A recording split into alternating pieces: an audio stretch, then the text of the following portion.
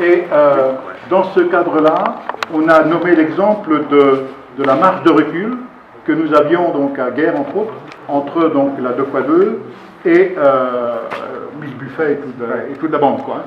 Et de ce fait-là, ils n'étaient pas hostiles, et on est parti donc dans cette démarche de pouvoir installer donc du photovoltaïque sur ces marches de recul. Si vous allez en Allemagne, vous trouverez ça le long des autoroutes. Hein.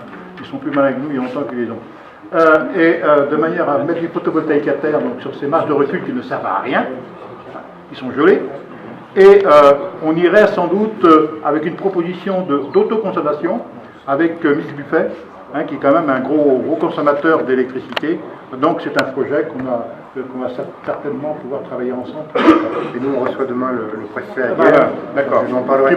J'ajoute quand même que déjà nous avions réussi à négocier avec l'État, la FNSEA et donc les agriculteurs et nous, l'utilisation de la bande des 100 mètres par l'agriculture. D'accord.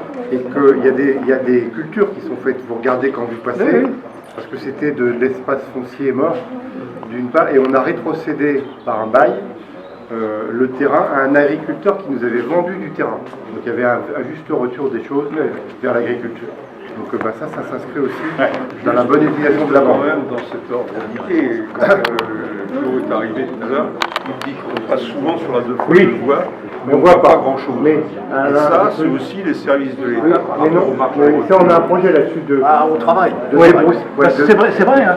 Moi, je passe au moins une fois par semaine sur cette route-là. C'est exact. Il a fallu que je rentre aujourd'hui pour découvrir. Dans la réalisation du parc, il est prévu de dégager de la visibilité. Dans la mesure où, effectivement, les services de l'État acceptent.